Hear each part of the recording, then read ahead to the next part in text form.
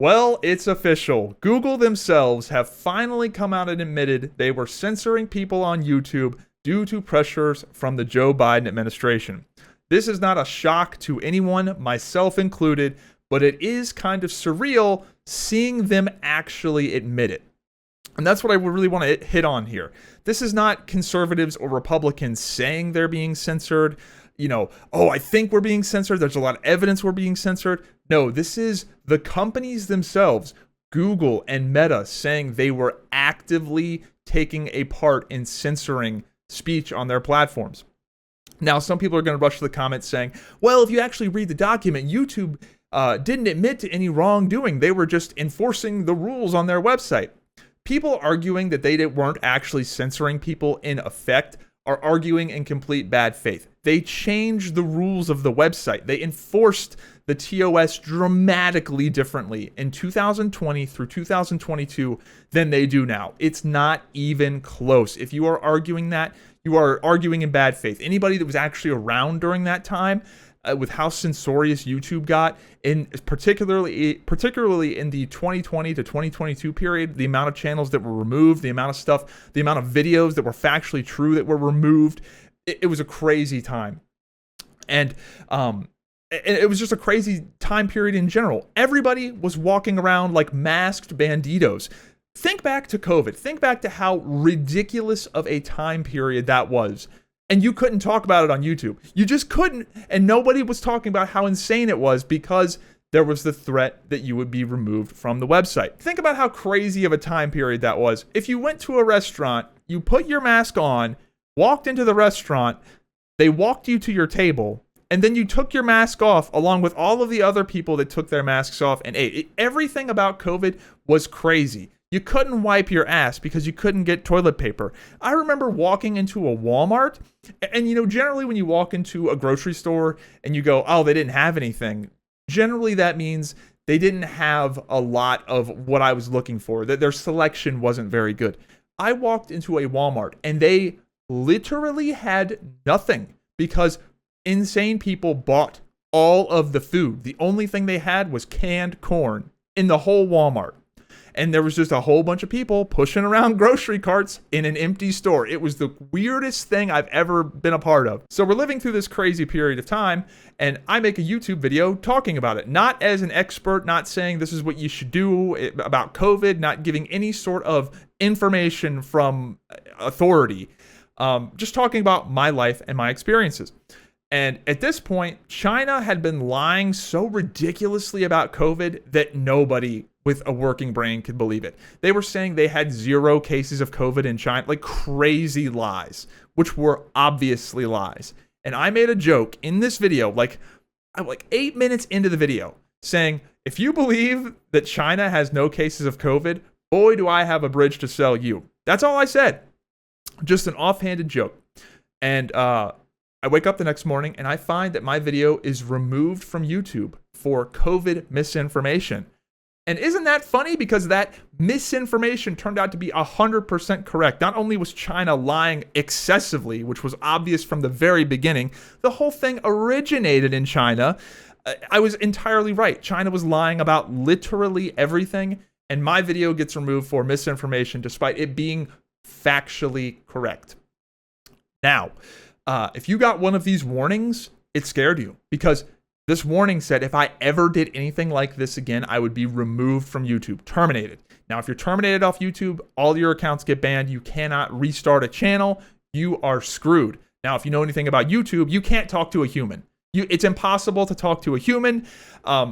It's not like I could appeal this thing and be like, clearly this was like a joke. And I mean, obviously, if you look, like, obviously I'm correct too. Like, you don't get any of that.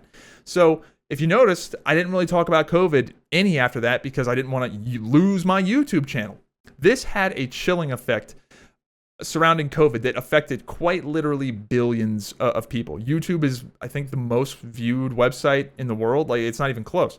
And this had a huge chilling effect on the entire platform because every YouTuber was just scared to talk about it because you just get banned. Now, I thought, like, I guess this is just YouTube enforcing YouTube's rules, private company, blah, blah, blah. But, I mean, in the back of my mind, I'm like, this just seems like it really seems like an agenda is being pushed. Fast forward a little bit, and this same heavy-handed censorship was applied to things besides COVID. If you were to make controversial statements like, I don't think women have penises, that would get your video removed from YouTube, demonetized. There were people that had their entire channels removed over controversial statements like women don't have penises, which is crazy.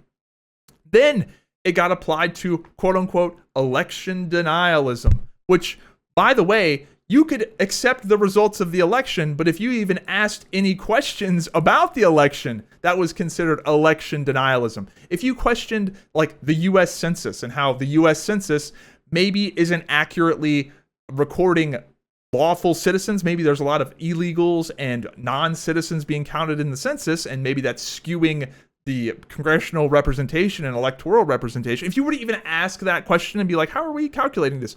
Boom. You were at risk. If you were to question mail-in voting, like, why does France not have mail-in voting? Well, why did they stop doing mail-in voting? Why did they stop? If you were to ask that question, boom, you're done. Even God's son, Barack Obama, at this point on YouTube, could have been removed from YouTube for his statements. They're talking about people mailing in their ballots. Do you trust the security, the honesty of such an election process? Well, I think we'd have to figure out whether this was fraud-proof. I mean, Oregon, for example, has a terrific mail-in system, but they've already scanned everybody's signatures who's registered to vote so that they can check to make sure that, in fact, the right people are voting. And that's something that I think you'd have to figure out. God forbid you actually question the election and question the legitimacy of the practice of mail-in voting or ballot harvesting. That was absolutely nuclear. If you were to even insinuate anything was remotely weird at all about the 2020 election, the most popular, nobody's gotten more votes. If you were to even insinuate anything about that, boom, you are terminated. Joe Biden is the most popular president ever. If you don't think that, you're gone, because there's nothing to there. What would you even question? Everything was so obviously above board. There was nothing weird about any of it. The censorship on YouTube and Meta is way worse than what happened to Jimmy Kimmel. Now, do I love that Donald Trump is trying to get Jimmy Kimmel removed because he doesn't like Jimmy Kimmel? No, I don't love that.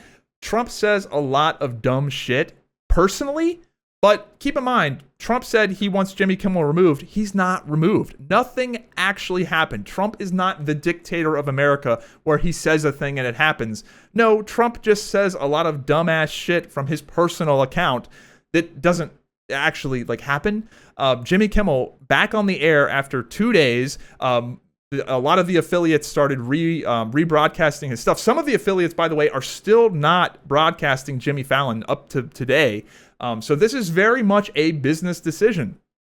That's why. It was 100% a business decision. If the FCC removed him, he'd still be removed. If it was up to Trump, I promise you, he would not be on the air. But Jimmy Kimmel is back on the air. And another thing, Jimmy Kimmel is a small fry. Now, I don't think anybody should be censored, but Jimmy Kimmel is getting 100,000 views. The amount of outreach that Jimmy Kimmel had is tiny. Jimmy Kimmel, the failure of Jimmy Kimmel is catastrophic. I will be shocked if his contract gets renewed. Almost certainly it will not, because the budget of that show is tremendous and it gets less views than podcasters. And keep in mind, this is a publicly broadcast show. And that's the next thing I want to hit. This is a publicly broadcast show. If you are broadcasting on FCC airwaves, you are supposed to be neutral. Now, people don't know that because those rules haven't been enforced in a really, really long time. Back when I was a kid, you could watch late night comedy and it wasn't just political. It wasn't political at all. Or if it was political, it generally, they'd hit both sides. It was supposed to be neutral. That's the whole point of the FCC regulating that. That's how you are able to broadcast on FCC airwaves. There's a reason why Zyback isn't broadcasting to antenna TVs. It's because it's regulated. And honestly, it probably should be. But those rules haven't been enforced, so people just think that you can do whatever the hell you want to on public airwaves. You're not supposed to be able to do that. So Jimmy Kimmel was off the airwaves for 2 days because of decisions from his own business partners, some of which are still not putting him back on. Some are, some aren't, which makes me think this really doesn't have anything to do with the FCC. 2 days, and his show gets 100,000-ish viewers. Had nothing really to do with the FCC. Meanwhile, Google admits to censoring the viewpoints and what billions of people see on their website due to Biden pressures that actually happened. The company actually admitted to doing it. The FCC didn't admit to doing this stuff. Disney didn't admit they were doing it due to FCC pressures. The affiliates didn't admit they were doing it due to FCC pressures. But Google and Meta have admitted. They just flat out said, yep. And it's billions. It's not even close to the same level of scandal. Also, Jimmy Kimmel censoring one guy that has an army of lawyers and people working for him versus censoring tons and tons of people around the world that have no real recourse, that you can't even talk to a human on YouTube. Like there's not an appeal process. It's not even close to the same. And the Jimmy Kimmel stuff was out in the open. The YouTube censorship was very shadowy, very conspiratorial. And it makes me wonder how much did they have their thumb on the scale? YouTube naturally is a very conspiratorial place, especially when it comes to creators. You'll have a video doing really well and then it'll just die. And I made a few videos from 2020 to 2022 about certain topics, and those videos did really well, and then they died. Now, that can happen. That can just naturally happen on YouTube. The audience is saturated and you reached everybody you're going to reach. That happens. But with all of this other crazy censorship going on, did they suppress the video? Did they deboost the video? Because that absolutely did happen to people. Did it happen to me? I don't know. Nobody really knows. And it makes you wonder, if Elon Musk's mother took one less Tylenol, we would be living in a dramatically different world. Because what changed? What changed in 2022? How did we go from living in 1984 to things getting better? And that was when Elon Musk bought Twitter. Elon Musk buying Twitter is one of the, forgive the pun, turning points of internet free speech. That was when things started to turn around, because when the government doesn't control every arm of social media and there's one rogue outlet that's got some serious audience, it doesn't work anymore. And when you could say whatever you wanted to on Twitter, it was a night and day difference. I'm sure some of you guys remember when Elon bought Twitter, the website just looked different. You're like, what in the world? It's like, I'm seeing all this stuff I've never seen before. And it's because all of the algorithmic censorship and deboosting wasn't a thing anymore. And if one guy isn't playing ball when it comes to censorship, the whole thing falls apart. So, regardless of what you think about Elon, I think Tesla is a very overvalued company. I think a lot of what Elon does, especially with like over-promising things, I don't know. I don't love everything about him, but Elon Musk has some serious wins. And I think looking back, I think one of the biggest things of his legacy will be buying Twitter. I think him buying Twitter was genuinely one of the best things to happen for the country. Actually, full stop. I think that the internet, the Skylink, whatever it is, my dad has that in a rural area. That's that is transformative technology. That has really connected a lot of people to the internet that wouldn't have it. That's pretty impressive. His cars, I don't really like his cars that much. And he obviously says a lot of autistic weird shit, but I love that he bought Twitter. That is absolutely the best thing that happened. I can't imagine being in a world.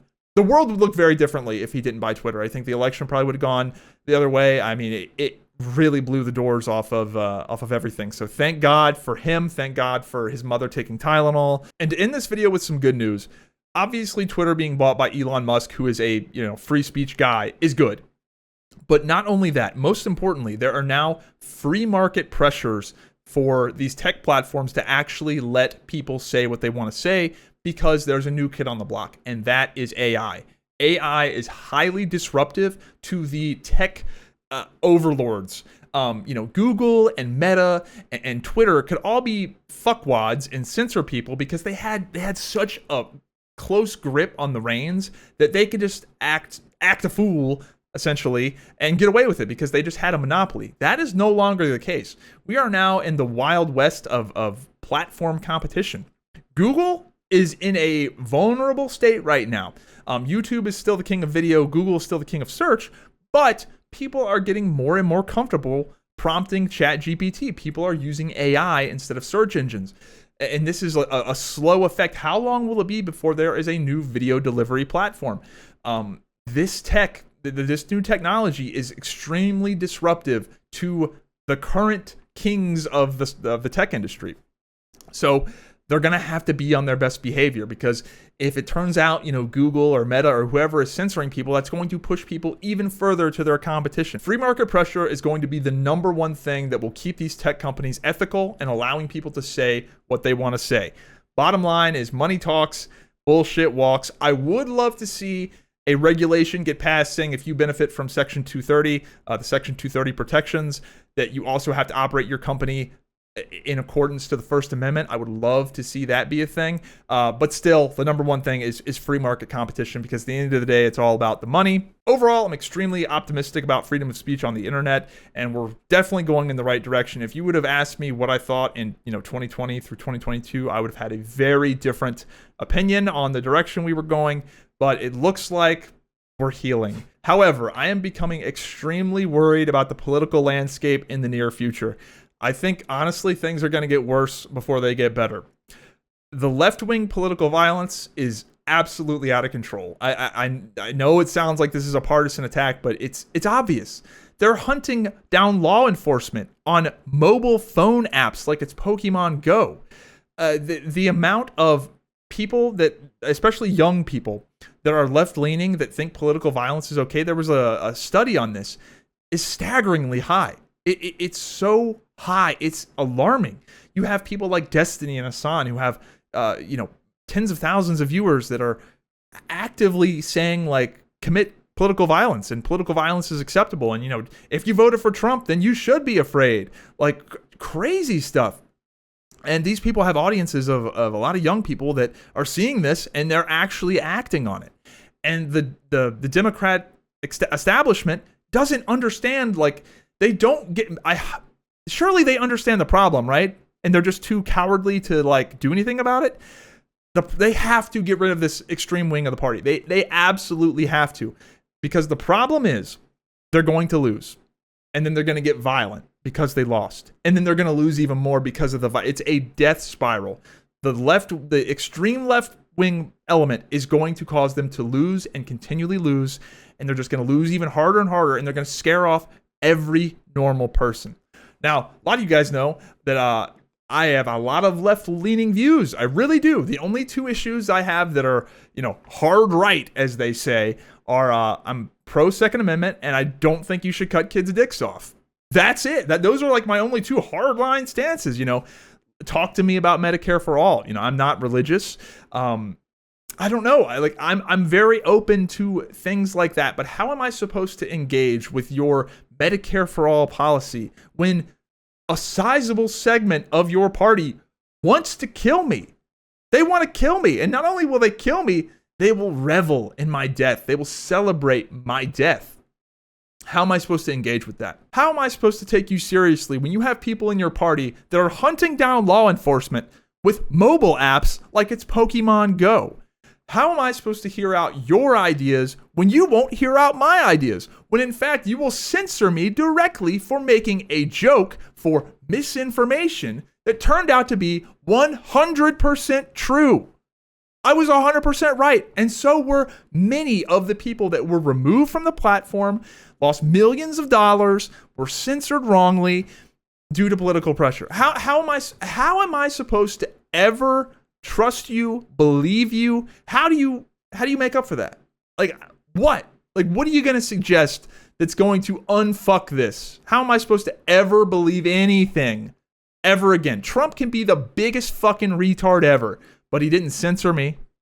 There aren't Republicans hunting down law enforcement with their Pokemon Go apps. So here's my prediction. And anybody that's been watching the channel knows that I have a pretty good track record of being right on point with my political predictions, because I just have a pretty good idea of knowing which way the wind is blowing. I think that unless the trajectory changes, if we continue down this path of left-wing political violence and just the unhinged nature of the way things are right now, the Republicans are going to dominate. Like, they're just going to dominate. Now, some of you guys might get excited about that because you're more conservative leaning. This is not good. This is not good for you either, because there are a lot of extremely embarrassing Republican candidates, and if there's less competition, the Republicans will overstep, and they're going to start doing stuff that you don't like either. Now, there's something called rubber band theory, where societies, they get more and more liberal. As time goes on, they slowly get more and more and more liberal, and then there's a snapback, like a rubber band.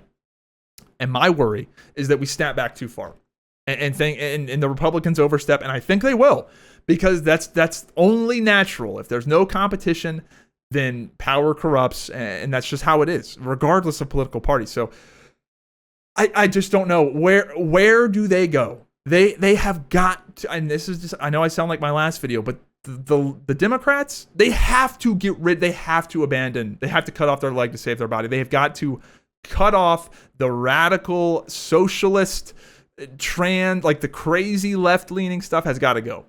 Like, it's got to go. Otherwise, they're just going to lose. So let me know what you think in the comments down below. Have a good one.